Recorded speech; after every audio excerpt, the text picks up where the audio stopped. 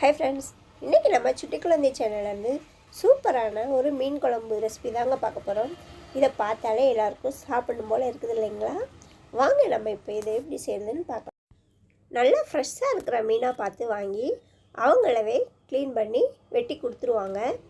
இப்போ நம்ம அதை வீட்டில் மறுபடியும் கத்தியில் சுரண்டி எடுத்தோன்னா அந்த செதிலெல்லாம் 1-2 இருந்தாலும் வந்துடுங்க நல்லா.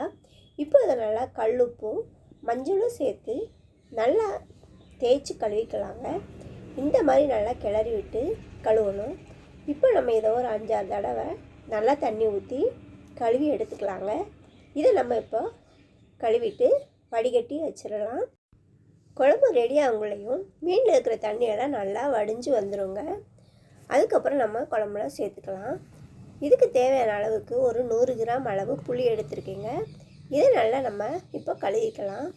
இதை கழுவி எடுத்துட்டு இப்போ தண்ணி ஊற்றி நல்லா ஊற வச்சுக்கலாங்க. புளி நல்லா ஊறி இருக்குங்க.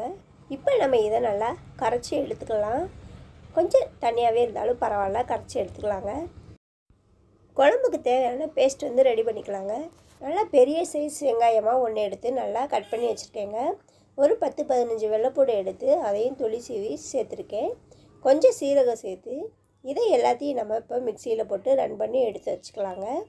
இந்த அளவுக்கு நல்லா பேஸ்ட்டு ரன் பண்ணியிருந்தால் போதுமானது. இப்போ நம்ம இதை குழம்பு வச்சுக்கலாம்.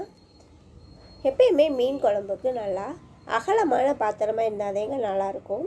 மீனும் நல்லா உடையாமல் கிடைக்கும். குக்கரில் எண்ணெய் ஊற்றி எண்ணெய் சூடேறவும் இப்போ நம்ம அரைச்சி வச்ச பேஸ்ட் எடுத்து சேர்த்துக்கலாங்க.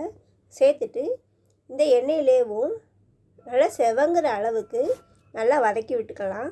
பாருங்கள், இந்த அளவுக்கு நல்லா செவந்திருந்தால் போதும்.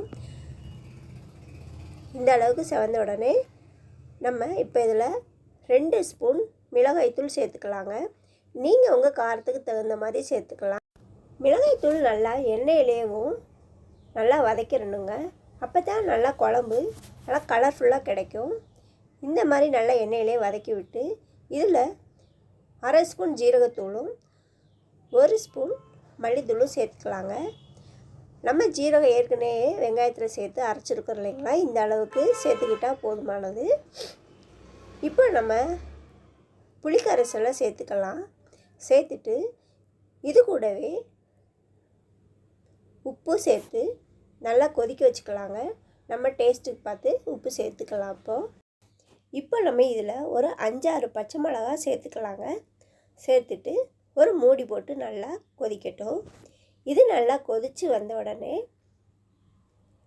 இந்த அளவுக்கு நல்லா கொதித்து வந்துடுங்க.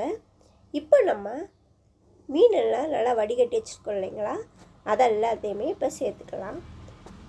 எல்லா மீனையும் சேர்த்துட்டு கரண்டியில் லேசாக அமுக்கி விட்டு மூடி போட்டு நல்லா கொதிக்க வச்சுக்கலாங்க. மீன் குழம்பு எப்போவுமே கரண்டி விட்டு கிண்டக்கூடாது. இந்த மாதிரி அப்பைக்கப்போ எடுத்து லேசாக ஆட்டி விட்டாலே சரியாக போயிடும். கரண்டி விட்டு கிண்டினோம்னா மீன் எல்லாமே உடஞ்சி போயிடும். இந்த மாதிரி செஞ்சோன்னா மீன் நம்மளுக்கு முழுசாகவே கிடைக்குங்க, நல்லாயிருக்கும். இது நல்லா சிம்மில் வச்சு ஒரு நிமிஷம் கொதிக்க வச்சோம்னா நம்ம ஊற்றின எண்ணெயெல்லாம் இந்த மாதிரி மேலாப்பில் வந்துடுங்க. வந்துட்டால் மீன் குழம்பு ரெடி ஆயிரும். லாஸ்ட்டு நம்ம இறக்கும்போது மல்லித்தழை தூவி இறக்குனா அருமையான மீன் குழம்பு ரெடிங்க. இறக்க போகும்போது நல்லெண்ணெய் ஊற்றி இறக்கிக்கலாங்க. மீன் குழம்புக்கு நல்லெண்ணெய் ஊற்றினா ரொம்பவுமே டேஸ்ட்டாக இருக்குங்க. நீங்களும் வீட்டில் செஞ்சு ட்ரை பண்ணி பாருங்கள். நல்லா சுட சுட சாதத்தோட இந்த மீன் குழம்பு வச்சு சர்வ் பண்ணால் எல்லாருமே நல்லா விரும்பி சாப்பிடுவாங்கங்க.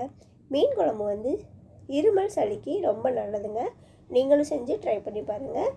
இந்த வீடியோ பிடிச்சிருந்துச்சுன்னா நம்ம சுட்டி குழந்தை சேனலை லைக் பண்ணி ஷேர் பண்ணி சப்ஸ்கிரைப் பண்ணிக்கோங்க. தேங்க்யூ.